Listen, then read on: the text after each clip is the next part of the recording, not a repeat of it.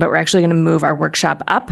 We're not going to adjourn the meeting yet, but just so that staff can present before we go into executive session. So Superintendent, I don't know if you want to give any context on the workshop before we have some staff present. Yes, so we've committed to updating the board, whether in whole session or in committee, throughout the year on initiatives and key initiatives in the strategic plan. And excited to have tonight Dr. Chris Reiger and Joanna Frankel, who are leading our initiative 3.1, which is really focused around increasing the capacity of schools to create and implement whole school systems, SEL curriculum, and relationships that promote a joyful, supportive, and safe school culture. As I shared earlier, this is a great complement to the discussion in the task force that is coming up. And they are here to share an update on both year-to-date progress as well as some of the additional work that will be happening. And so excited to have them come up and present.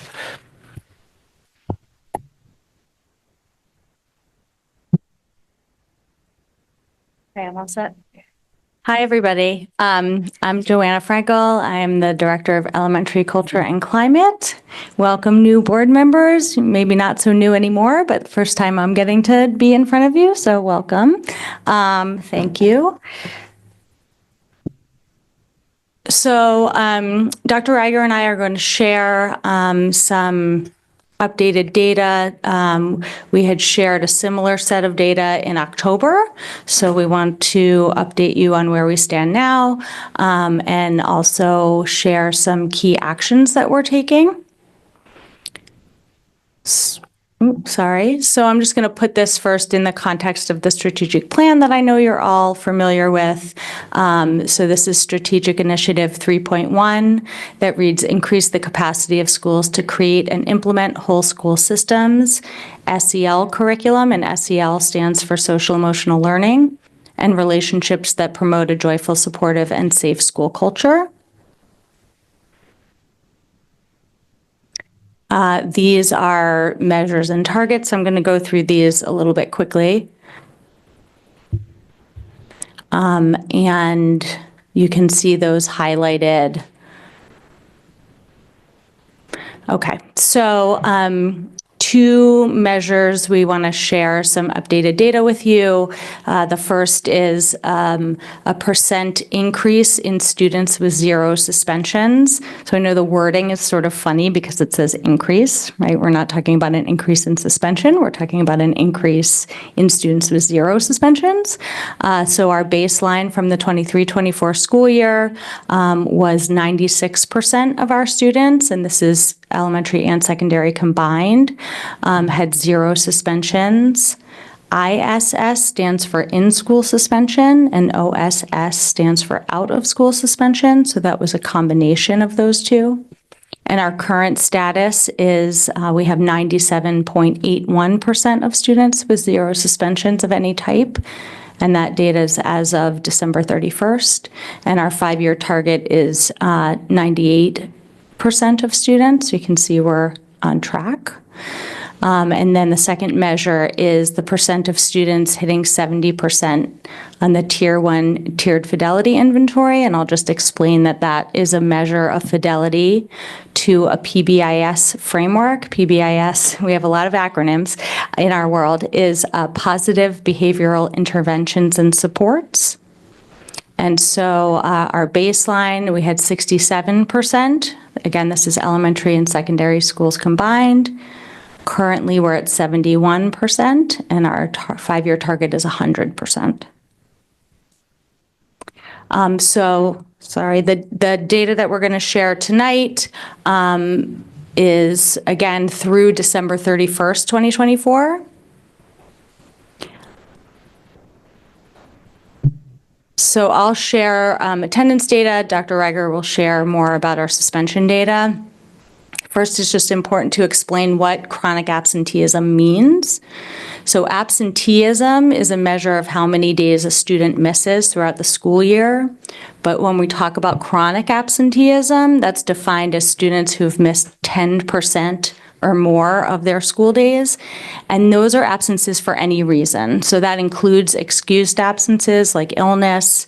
Chronic absenteeism doesn't differentiate between excused or unexcused absences. It's all absences.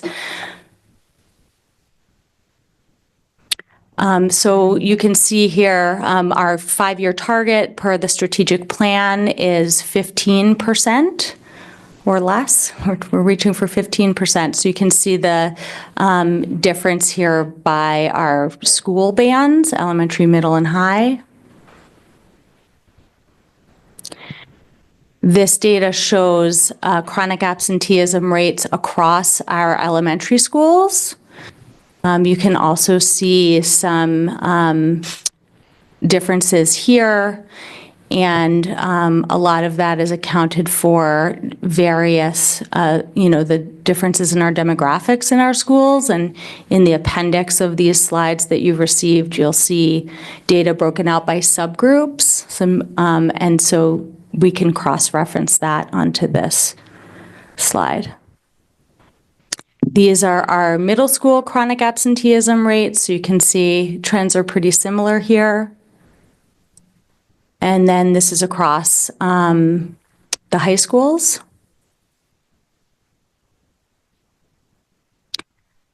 These are our chronic absenteeism rates month to month. So you can see elementary, middle, and high, and then our overall district chronic absenteeism rate. So a decline from September to then January. And I'm going to turn it over to Dr. Riker. Good evening. We're going to talk a little bit about suspension. So definitions, so when we talk about resolutions, we're talking about out of school or in school suspension. When we're talking about incidents, we're talking about events. And so these can be, a fight that can result in suspension, and a single event can involve several students. And when we talk about unique students suspended, it's the number of students who received one or more suspensions during the year. So we assign in school about 20% more often than out of school. We're not super thrilled about these numbers at all with 215 total suspensions, but in school is, a better alternative to out of school. Students have access to academic support, food, nurses, social work, other things, supervision. But we want to bring all these numbers down. And total number of unique students with in-school or out of school. So 1.1% of students with OSS and 1.5% with ISS. We have some really wildly outdated national numbers pre-COVID, but the middle school number is 8% for OSS. And for high school, it's 14%. Those are the national numbers that we have, the most of the recent available data, which again is outdated, but provides some context. That we're doing quite well overall compared to those numbers, but we still have a ways to go. So across grade bands, middle school is the level that assigns the most suspensions, both in school and out of school. And as the attendance data reflects, students are coming to middle school at greater rates than high school. So that's part of the explanation, but just part. And we have a decrease from December to November. We're tracking these numbers monthly. We share them with admin, and we both show them kind of the increase or decreases from month to month and a comparison from the previous year's month, just so we're obsessed with these numbers. And assessment is an intervention, and so kind of continually attending to these numbers is part of the work. So people are looking forward to the numbers, they're watching them, they're making moves each month rather than just kind of waiting every so often. As I said, we're obsessed with it. So these are the top 5 behaviors at the high school, middle school level. Thankfully, we don't have many suspensions at the elementary level, so we only have 2 reasons for suspension. I'll just let you take a look for those for a moment. As you can see, the top 3 at both middle school and high school are typically big events that involve multiple students and are often public. And I'm going to turn it back over to Joanna to explain a few kind of district-wide initiatives and strategies we're using to move these numbers in the right direction. And then she'll speak a little bit about what's happening at the elementary level, and I'll close this out with some information about what's happening at the middle and high school level. Thanks.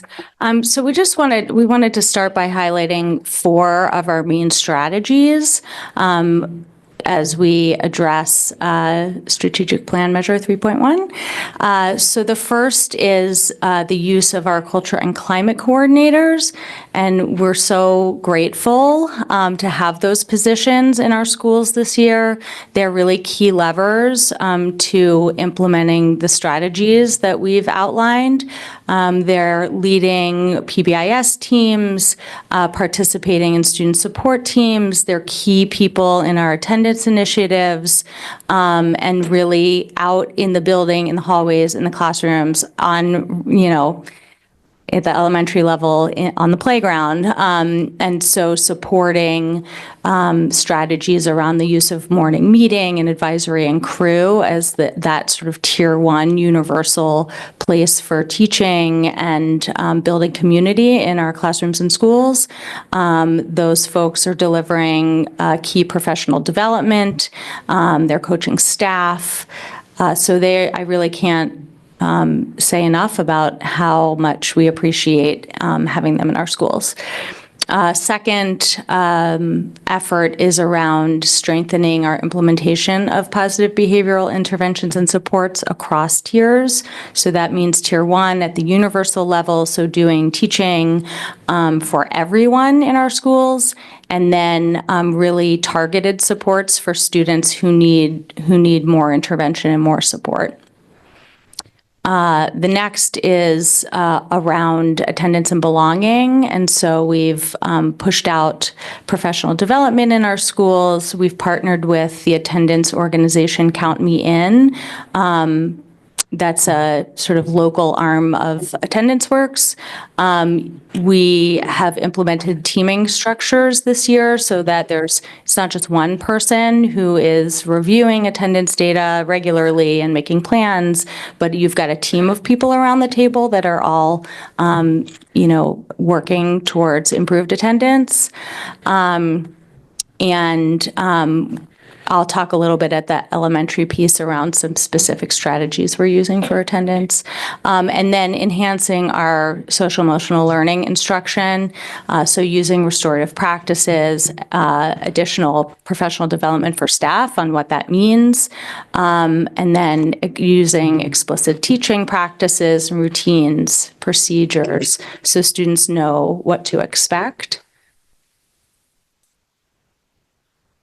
So I'll talk about a few things that are elementary specific in terms of attendance initiatives. So we have partnered with our data team and done some pilots of a couple different interventions. One is using Reach My Teach for monthly attendance reminders that go out to all families in a school. And it's really just to say, this is how many days your student's been absent. We miss them when they're not here.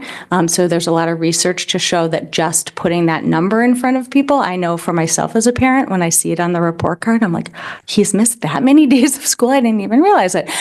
So sometimes just making folks aware, and then just like those warm messages saying your child is a valuable part of our community and we miss them.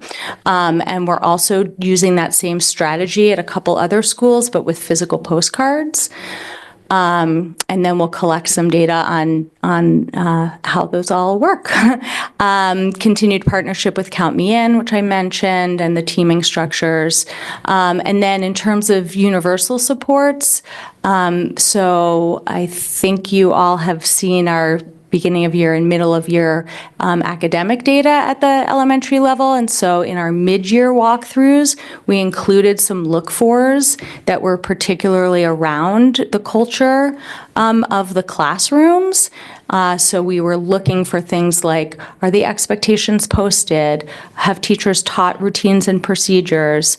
And tallying the ratio of positive to corrective feedback that students were receiving in the classroom. So those were specific items that we looked for in those mid-year walkthroughs. And then a couple more things that I will be back, I'm sure, to tell you more about the Culture and Climate Work Group that I've been leading. The charge of that group has been around identifying a new social emotional learning curriculum at the elementary school level, and we're really moving that work. It's exciting. It's a great group of, diverse folks from different elementary schools working on that. We've done a series of professional development sessions called Introduction to Restorative Practices for Elementary Educators that I've co-led with partners from Cumberland County Public Health and Youth-Led Justice, and we've gotten really positive feedback from staff that have attended those. And then, just keeping on with our PBIS systems, including an increased number of schools that are trained in and using an intervention called check-in, check-out. That's a research-based intervention for students that helps them positively engage in their classrooms. So I'm going to turn it over for some secondary information. All right. In an effort to kind of increase attendance and belonging, so we, as Joanna mentioned, we're at the secondary level also continuing our partnership with Count Me In and participating in monthly attendance collaborative meetings with other schools and districts and around the state. Attendance teams have become fluent in database decision making, which is very exciting, and are approaching the work with support and intervention at all three levels, so Tier 1, Tier 2, Tier 3. And celebrating changes in behavior and kind of conspicuous attendance when it occurs. We want to celebrate it when it happens. And extended advisory at least once a week in all secondary schools. And this time is used for community building circles, opportunities to facilitate SEL lessons, specifically using BASE education, which is our middle school SEL strategy. And having courageous conversations in partnership with some middle schools and high school, kind of working together to talk about things that are on students' minds. And then some middle school course offerings in conflict resolution, SEL, and digital citizenship and well-being. And while we're doing all of that, we are working to kind of grow our capacity. And so increased training on restorative practices with public health and youth-led justice. Professional development and technical assistance are being provided by our culture and climate coordinators at their schools around PBIS and restorative practices.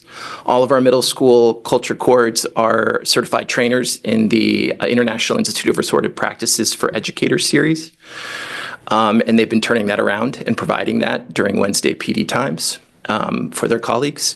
And full middle school participation in the DOE's advanced tiers cohort. So we're really strengthening our advanced tiers. And as folks may know, around the behavioral health side of things, Tier 2 is often kind of an intervention desert. So we are addressing that and building out kind of the supports there. And all of our middle schools are piloting the use of a screener, a behavioral health screener, to kind of identify issues before they turn into referrals. And then one high school is participating in the DOE's Tier 1 cohort for high schools, along with 7 other schools in the state. That is our summary. And now we will open it for questions. Awesome. Thank you. What questions do board members? Yes, Board Member Bryden, go ahead. Thank you, Chair. Thanks to both of you for this information. I appreciate all the data. I will sort of reiterate the, wherever data can be compared to previous years, I do like that you did that. And whenever it can be disaggregated, I appreciate that you did that where it looks like where you could. On the slide where we were, where there was the grid and it was the comparison to December 31, 2024, I am wondering what the December 31, 2023 number was. It was the percentage of students that have 0 suspensions, 96 and then 97 something. And I'm not sure that it's apples to apples because I might have misunderstood, but it looked like the 23. Yeah, the whole year. From the baseline to year of this year. Right, because the baseline was a full academic year, correct? So that came from end of year of the 20. Yeah, so I'm curious what the number would have been on December 31 of 2023 to actually have apples to apples. Yeah. That would be super helpful. I mean, I understand if you don't have that number right now. In terms of chronic absenteeism and the 15% goal, I think I understand that that's across all grade bands.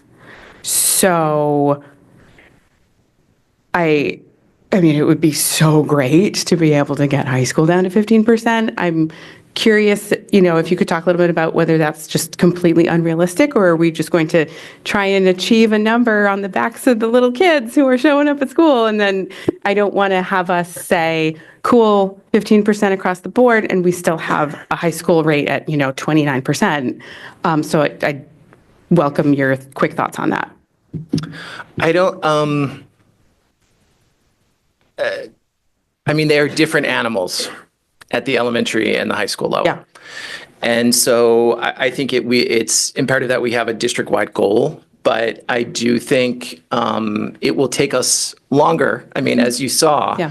The elementaries are hovering around 15 now. Yeah. And we have a long way to go at the high school level. We and every other district in the country. Sure. I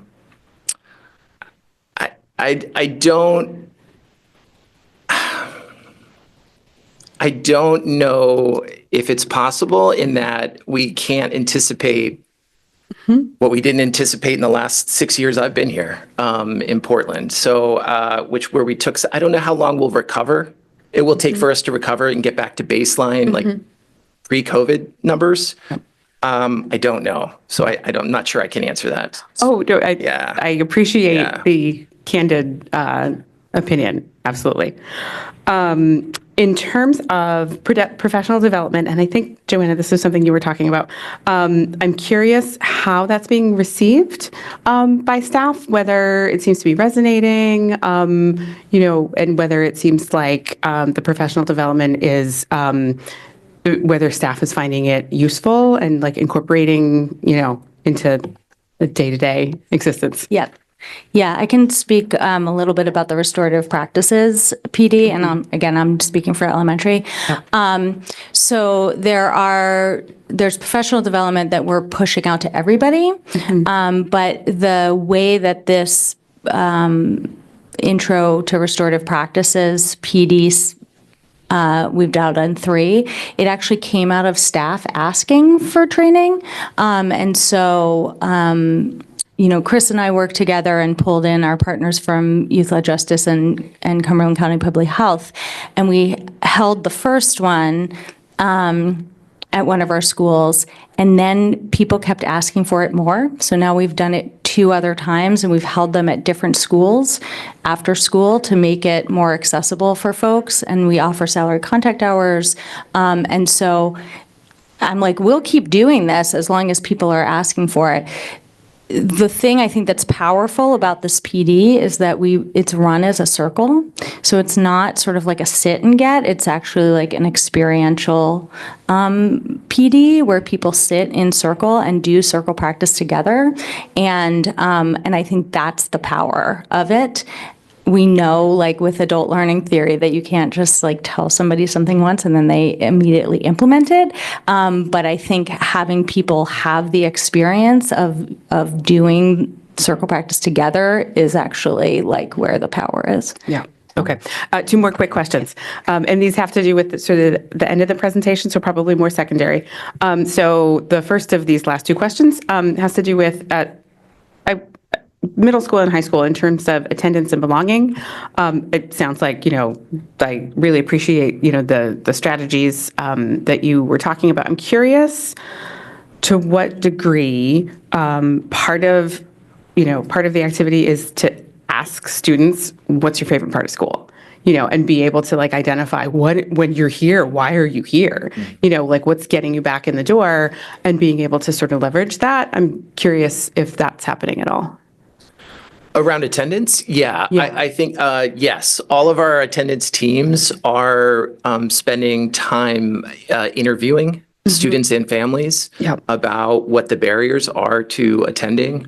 And, really, they fall into three categories of can't come, won't come, and don't see the value. Yeah. And then we work to kind of remedy those barriers for those individual students. So, and I appreciate that. I'm specifically not asking about barriers. I'm asking about the joyful, the incentives that, I would love to see data on what students are saying, students that are having chronic absenteeism challenges, if they can articulate, well, when I am here, I really like this class, or I really like this activity, and be able, because that would, for me, drive budgetary decisions. If a certain activity is getting kids to show up, then I want to be able to fund that.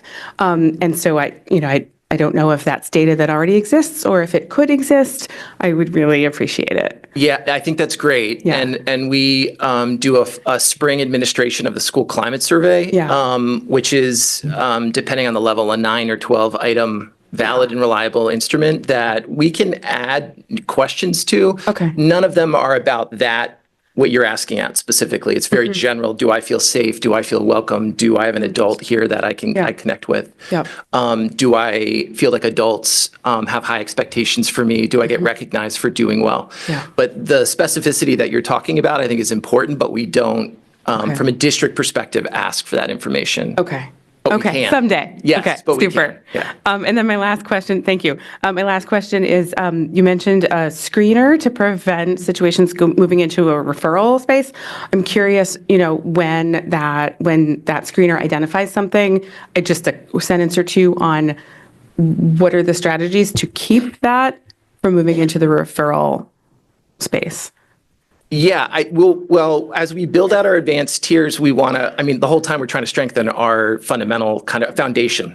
Yeah. And the screener is just a very quick kind of assessment that teachers would do of their students, so maybe their advisory group, which talk about both internalizing and externalizing behaviors. And we're all acutely aware of the externalizing behaviors, but the internalizing ones is kind of something that we're not going out of our way to look for until that rises to a student saying something, that activates us. Yeah. And so if students are withdrawn, forlorn, looking down, quiet, or there's a change in their behavior, we want to know about it so we can get interested in, particularly with the advisors as like the family away from family, to get interested and say, oh, I should get interested in this. Okay. Yeah. Thank you. Thank you, Chair. Thank you, Board Member Bryden. Vice Chair Bondo, go ahead. Thank you for the presentation. I have a couple of questions here. The first on the data-driven, and let me just go to that slide. And the cultural strategies, I think. I see then we have a full bullets there, right? Yes. Yes. Okay. So I'm just wonder if did we have already implemented all those 4 strategies, or some on the way? If it's yes, can you just maybe say a little bit about the challenges during those implementation? Sure. So we are currently utilizing all 4 of these strategies. Some challenges.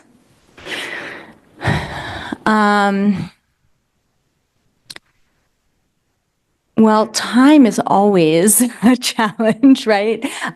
So when we're talking about teaming, we need to make sure we have the right people in the right room at the right time. And so, we're just constantly juggling schedules and time. I think the PBIS piece, is like, they always say it takes 3 to 5 years just to implement Tier 1. So sometimes, we have to look at the long game and think about, we want to fix the problems right away. But we know if we don't have that Tier 1, if we don't have those universal supports in place, anything we try to layer on top is not really going to work, right? So I think sometimes it's challenging because we have immediate needs and we're trying to build systems at the same time. I don't know if you would add anything. Oh, I think that's it. So we have a long way to go, but That's just a good beginning. So I saw on the growing capacities here, we have to increase some of the restorative practices here. So when we see increasing training, so how many we had before and how many did we add so far? I can't tell you that, but because it varies school by school. I mean, we provide all the resources and support for every school to kind of dig in and do the work. But while one school might offer, 2 PDs on restorative practices or this particular module within that series, another school might do 4. So I'm actually have asked our culture coordinators to kind of document and share all of the PDs that they facilitated so we can track this. And we can look across schools to see what's happening where. And so that culture coordinators can take a field trip and see their colleague present something that maybe it's a little bit new to them. I can tell you that I stood at this podium maybe 2 years ago, and a lot of people were saying, what's restorative practices? You were talking about it, but we don't know what it is. I'm not aware of that question being asked anymore. We are not fluent. It's not deeply embedded in what we do yet, but I think we have made really impressive progress in a short amount of time. Okay, thank you. So those trainings can be optional to the teachers to attend, or is just required? Well, it's often during the school PD time on Wednesday afternoon, but the building leadership makes decisions about what occurs on those days. And as Joanna said, I mean, the biggest kind of roadblock to us kind of moving at a steady click is competing demands. We are trying to do a lot of incredible things in this district, and so getting that time to bring all the staff together to level set is a prized commodity. Why I'm asking the question on those kind of training is because of the cultural competency on some of those curriculum when they're adding. I just want to make sure then we have a diversity in our schools, and when we're talking about restorative practices, we really need to make sure then everything we're doing on the training should have cultural appropriate also, because we cannot go with any restorative practice without knowing the source and the root of a different culture than we're facing, so we can start building the healing process and recovery. So that's why I'm wondering about those trainings. If you mentioned then the leaders of the building, they're the one on dispatching. So I just wonder the outcomes of all the training when we're facing the different diversity on the teachers and the staff. I don't know if I was making sense to you. I'm not sure I followed the question. I think I followed this. So if you don't take as a question, just a recommendation, because I just want them to have a balance between the cultural competency on those trainings. Yeah. So we can have the perfect not really the perfect, but at least a beginning to see some outcomes across all our schools. Agreed. Totally agreed? Yeah. Okay. And my last one is that I saw we have one on the high school on the participation on the MDOS, on the MDO. Yes. So do we have any outcomes? How everything is going? Because I see 6 schools are attending those workshops.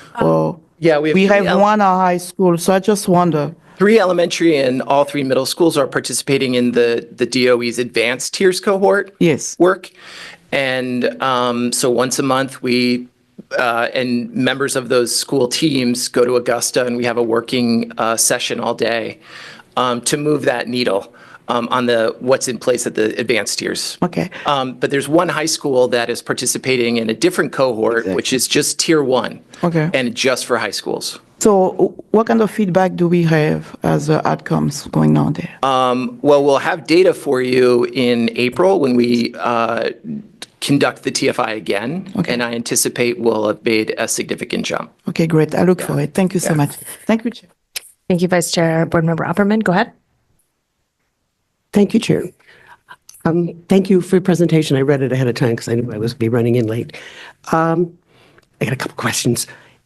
Where could I see the curricula? The different, the actual, is it online? Is it, of all the various SEL and PBIS, et cetera? Well, I'll let you speak about BASE.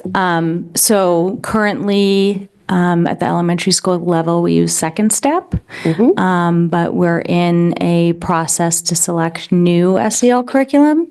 So we are, actually, we had 2 meetings today in our work group. So we have 3 finalist curricula that we will move either 2 or 3 of those to the next step is teachers to actually get their hands on the material. Sorry, this is a long-winded answer to your question. So it's a, So I don't have a name. I don't have a name for you yet of what the new curriculum will be, but we will have that at the beginning of May. And currently it's Second Step, which you can find online. it's on, I can look up Second Step. You can look up Second Step. Google's- Yep. Okay. Yep. And BASE is the same online if I go to BASE? Yeah, baseeducation.com. I think it's base.education.org. Okay. And PBIS you had asked about? Yeah, it's the same thing. I've got that. I've got them online. Yeah. .org. Yeah. Got it. Yeah. All right. So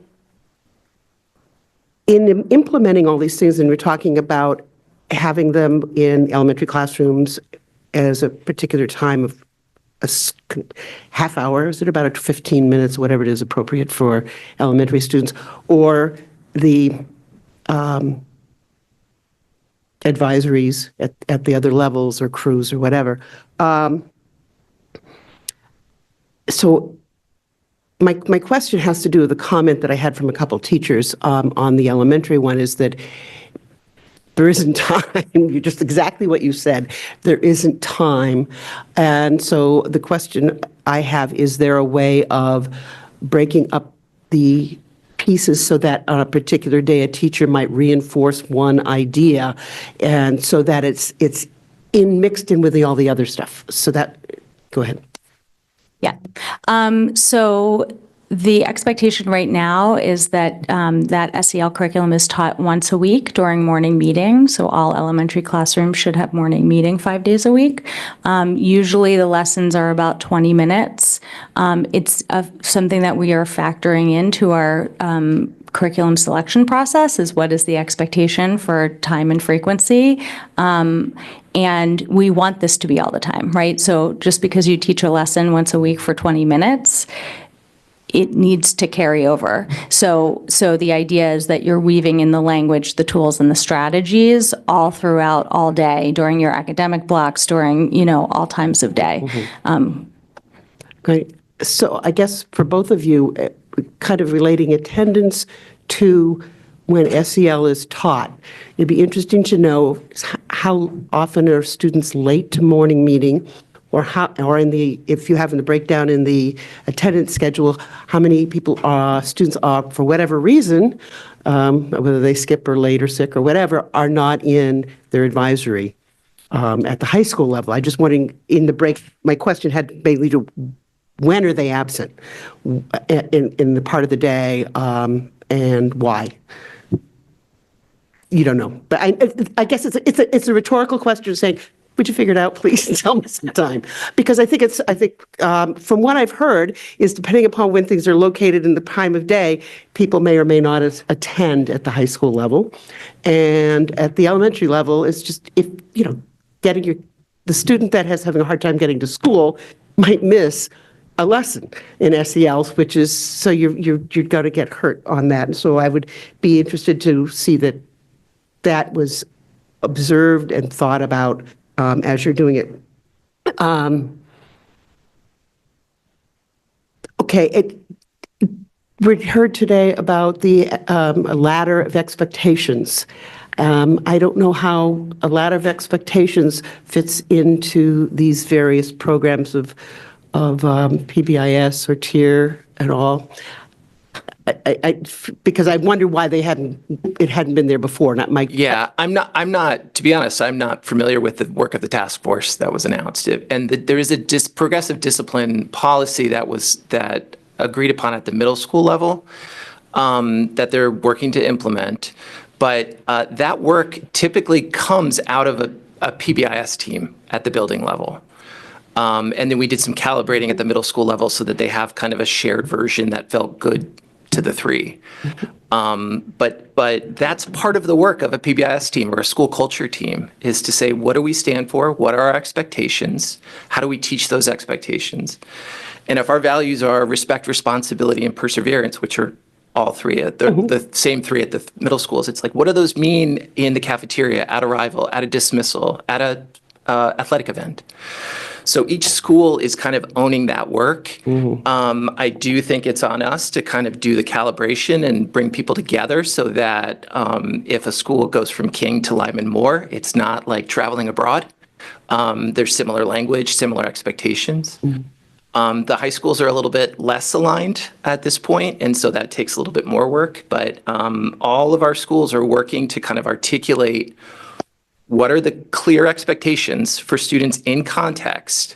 How do we teach them? How do we recognize students? And then what are the consistent and predictable responses to unexpected behavior? We have to do all of that front work to decide what's expected, because kids are not showing up with what we think should be kind of expected behavior. So the teams are doing that work. It's not the teachers as a whole. Correct. It's a team. Every school is supposed to have a culture team or a PBIS team that's a diverse group of stakeholders within that team, a parent, ed techs, teachers, special ed, ML, like all of the things, so that they're kind of saying, from our perspective, here's what best serves our community. Okay, so, I mean, as I think the discussion that brought about this new committee or team or whatever we're calling that thing, that with Carrie and all, was that the faculty didn't feel there was an understanding of what the expectations were. And so I think I would ask you to work with your teams and to kind of, hone the communication. And, I think maybe having something listed will be really very nice, because that's what I'm hearing. And I know it's anecdotal, but I have this person here, that person, but it's what's out there. It's why, as Joanna mentioned, it takes 3 to 5 years. Yes, I do. Yeah. I understand that. I know. Yeah. I've been there, done that, had, and changes of over 40 years, changes of expectations and all.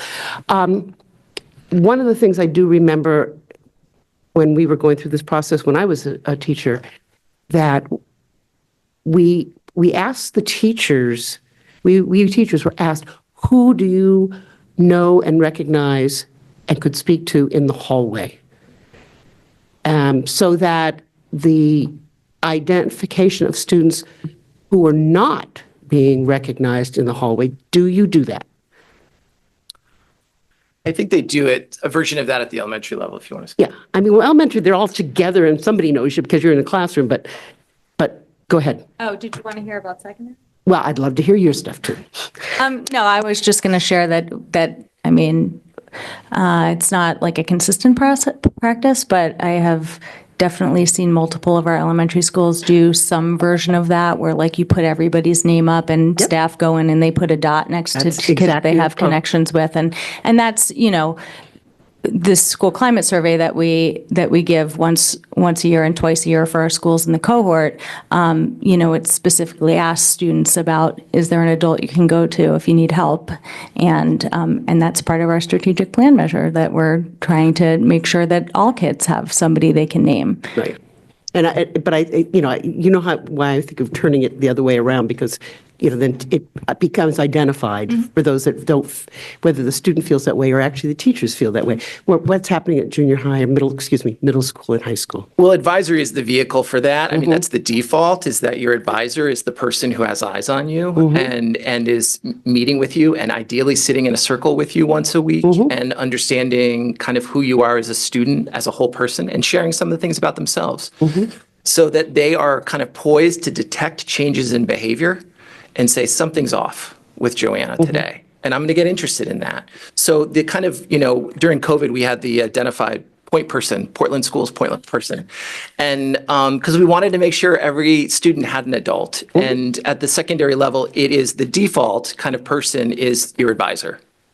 I bring it up. And Board Member Aberman, I just want to make sure everybody else can keep asking questions. So is this the last question, or did you have? No, I got after a couple this? more.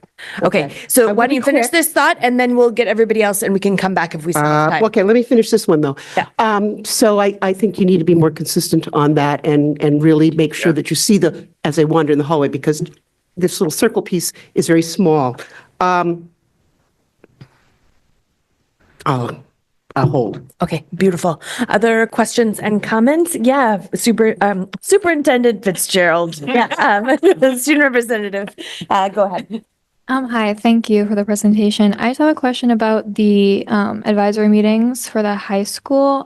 Who is in charge of what content gets distributed to the? Great question. We have work to do at the high school level around advisory, and it's great variation across schools and within schools.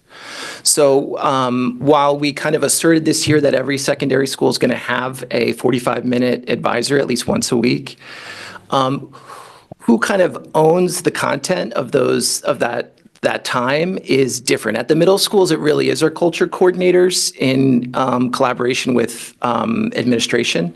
And we use data to decide which base lessons will be offered this month and for what grades. And at the secondary level, it's a little bit different because for a couple of our schools, it's a new old move. We're trying to get back into the habit. Again, from kind of pre-COVID times to really enhance that. So this year, we don't have clear kind of district-wide identified people who own that work. I have thoughts about what should happen moving forward, but really the work for high school advisory is to just protect that time to get people comfortable with just sitting and being and connecting and talking about what's on students' minds for a small part of the week, to free up that cognitive space to kind of think about and talk about math and reading and languages. Right. So so it's like, is it the principal level, or do like teachers of cohorts get together and discuss like who It exactly? depends Okay. on the school. Yeah, Okay. is the short answer. Is there any way to enforce that or is there any like training or information given to advisors or teachers in general, I guess, about why they should be teaching these or why they should be adamant about participating in this? We need to do a better job of that. And we're already kind of drafting a potential calendar of both PD and advisory topics based on data from the last couple of years that we have, so that we can kind of begin to flesh out a skeleton of like, here are the topics that should be covered in January when we come back from December vacation with students at the high school level or the middle school level. All of that will be modified and by the leadership at a particular building, but we want to draft it to kind of do some level setting based on what we already know. A lot of what we can anticipate what kind of comes up at particular times of the year with middle school, high school selection, all these things like are kind of, we can anticipate. Historically, I don't believe here in Portland, we've kind of had a whole map of the whole year of kind of saying, here's our roadmap, and we'll deviate based on the needs of our students at any particular time. But here's all the things we're going to make sure we're trying to get done in a year in advisory. Okay. I guess I just have one more question. So because the time management part is always an issue, and also a lot of teachers feel like they have a lot on their plate already, and so this could be like added to that. So I was just wondering how, or what exactly not the point was, but why an advisory was the best way to do this kind of connection, or why, and I guess, are you aware about, or do you know about the freshman seminar that happens at Portland High School? I'm aware of it. I don't know. I haven't seen like the syllabus, so I don't. Okay, Yeah. I see. Just because it sounds not similar to it, but I'm just wondering if almost like how, I'm not quite sure who else said it, but if this is something that could be like weaved in throughout the school day or curriculum, and maybe, yeah, I'm just not quite sure how an advisory is I'm not quite sure what my question is, but yeah. I think I'm hearing you, and I met with the Portland team today, including the ninth grade advisor for Freshman Academy or ninth grade academy, and we were talking about the need for a 10th grade academy and a 12th grade academy. Yeah. And really, it's getting at that that issue of like, I'm not convinced one is better than the other in terms of what vehicle we're getting those needs met. But I think those are the discussions we should be having now in order to plan for the fall so that we have a kind of coherent message, hopefully across schools. Okay, thank you. Thank you, Student Representative Fitzgerald. Other questions? Yes, go ahead. I guess sort of building off of Student Representative Fitzgerald's sort of line of questioning there, and forgive me if this is repetitive, but I'm just sort of like wondering if there are any like specific plans to try to increase the real enforcement of getting advisors to actually execute the advisory materials that they are provided. Because honestly, I know that I have friends whose advisors kind of just don't do the things they're told to do in advisory. Great question. I'm not sure what that means from a personnel perspective at the building level. I know that we need to make advisory really alluring, both to the students. So it's a place where they want to show up and feel connected. And that's my home base when I'm here and where I can ask my questions and kind of let people know what's on my mind and what I need. But we also have to make it attractive to educators, which means communicate its value, its purpose, and how to do it. And, as Michael Hale, who is a counselor here at Casco Bay and supports their advisory crew program, told me this summer, he's like, it's the hardest class a lot of teachers have to teach. Yeah. And I don't think I understood that until he said it to me. But I think sitting in a circle, talking with others, sharing strategically about yourself as an educator is a potentially kind of anxiety-provoking scenario for staff. I don't want it to be. I think the rewards are inherent and powerful, and the investment yields dividends for students and staff, but we got to kind of get over this hump that you beautifully described and is a question that I ask administrators regularly. Okay. And if there's time, I just had a brief question on a completely different point. But am I correct in my understanding that the plan is to switch the primary SEL curriculum at the elementary level from second step to a different program? That is correct. Okay. Yes. I was just curious because I had second step You did. in elementary school. Yeah. I'd love to hear your thoughts sometime about it. Yeah. Yeah. Yeah. Beautiful. Thank you for really awesome questions, students. I just have a couple of questions, and then Board Member Opperman, if you want to come back in, you're welcome to. I also just want to commend you on the focus. It does feel like the work has moved over the last couple of years, and I am sure I know that has taken so much work and coordination. So just am thankful for that. I think when you presented, there's an underlying kind of assumption that suspensions are bad and we don't want them. And I personally agree with that, but I was just wondering if you could talk about that philosophy. How does a suspension impact a student? And why do we not want them? And why do we not want the behaviors that lead to them, right? I think that could be a good grounding for this board to understand why this work is so important and why we want to move those numbers down. I could talk about this all day, but the short answer is suspension is designed to be a timeout. And a timeout is short for timeout from reinforcement. And it really, for suspension to be effective on its own, of I'm barring you from participating in this school or your class for 2 days to send a message.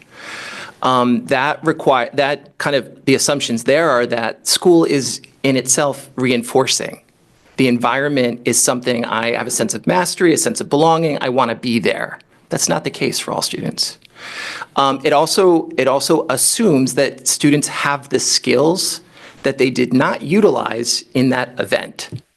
I got into a fight. Giving me a 2-day timeout for me in high school would have been fine. Suspension would have worked for me in high school because I would not have been suspended a second time, no matter what. because I didn't want to be suspended. But it assumes that school's reinforcing and students have the skills that they did not utilize in that moment. Those things are not always true. And so I do think it serves a purpose as a stopgap if the team is mobilized to figure out how to welcome that student back, address the skills deficit if one exists, and repair the harm so that this can be truly put behind kind of in the rearview mirror. That does take, to do real restorative work, it does require that people kind of go to their separate corners and, have someone engage with them separately before bringing them all together. It's a lot of work. So I'm not going to tell you that suspension is never a wise intervention, because I do believe it is. I do think we are in a strange place, if I'm speaking candidly, of trying to move away from that punitive kind of traditional approach that I think for many vulnerable students communicates you're not welcome here as you are. And it kind of pokes an existing bruise that is not good for them or us as a community.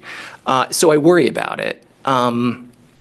But I do think at times, I can tell you our administrators who are working desperately to avoid suspension don't know what to do in some cases where it's a public event that's violent or aggressive or really disruptive or demeaning, where everyone needs to take a breath. I don't have a great alternative at this point. I also worry that in an effort to be culturally responsive and trauma sensitive, we've misinterpreted those things and sometimes send very confusing messages to students that their behavior will tolerate it.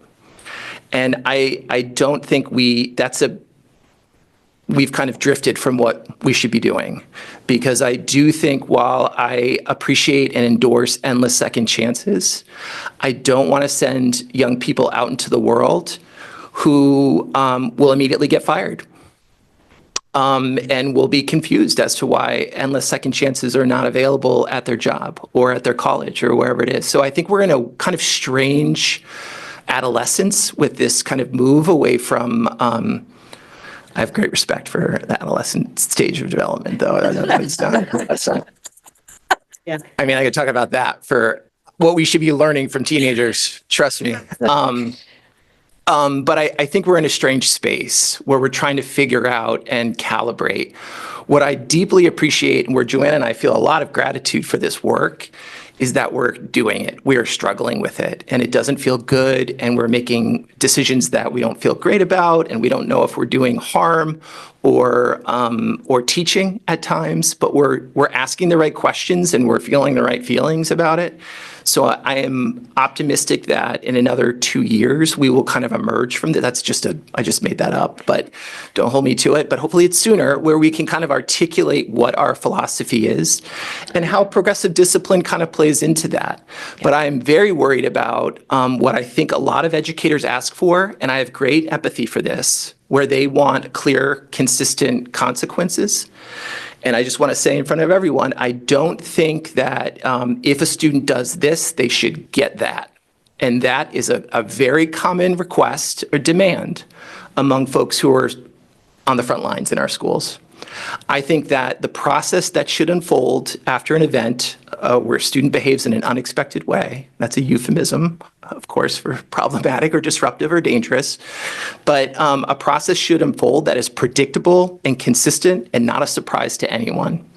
The outcome of that consistent and predictable response should be equitable and assess the student's needs, their skills deficits. We should wrap around them, get them plugged back in, and kind of get them where they want to be, 10 years post-graduation. Thank you so much for capturing so many of the deep nuances around this. And I am also just really grateful that we are pushing into this and not pulling away, because it does feel like one of the most important things in the district right now. I was also just glad to hear the feedback about the culture and climate coordinators. I know the board has chosen to protect those roles, and I hope that we can continue to do that throughout this budget process. Moving forward, I would love love to see the same kind of data that we see around the academic curriculums that we're implementing. So like when we say we have an increased number of people using circles, like can you show us like what that data looks like? I know, the couple of years ago we were saying, only 2 circles. Oh, this is not the right piece of data, but X number of schools are using circles. Can you help the board see where the progress is there and where the resistance is?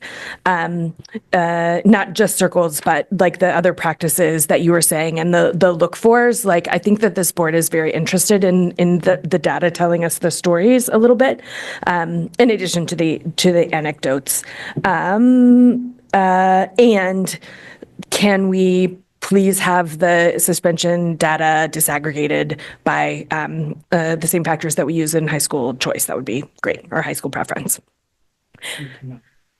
We cannot right now, but it's on the wish list. Can we put it on the wish list? Oh, right. Okay. Okay, I will just keep asking. I'll put it on mic so that the people at home can hear. We cannot currently disaggregate our data by subgroup based on our current data tools. And that is one of the reasons why we are making a shift to PowerSchool, which will allow that. The other piece that Board Member Bryden asked around some of the historical comparisons, some of the historical comparisons are not possible. And why we do end of year, we know it's messy. We know that that is true, but our data system as it currently is does not allow for that level of comparison. And so, unfortunately, we'd all love that, and we just can't do it, and we won't be able to follow up with that information. Thank you for the reminders of our limitations. They're real, but we'll get there. Board Member Opperman? Thank you. I appreciate what you said about wanting to make the students feel that they belong. Also, you didn't mention the potential for not just with going out with jobs, but the people who do not feel they belong can have poor behaviors, and end up in very dire straits as far as the criminal system goes. And that's data that's known. And I appreciate all of the techniques for working with, particularly adolescents. I mean, they're lovely, but they're all unique, and that's to be expected. What I hear, and it's not one issue, but what I'm hearing is that it's a really heavy lift for teachers right now, an extremely heavy lift for teachers. That's why some of these wants for listing consequences are having even some sense of what's going to happen because of the energy.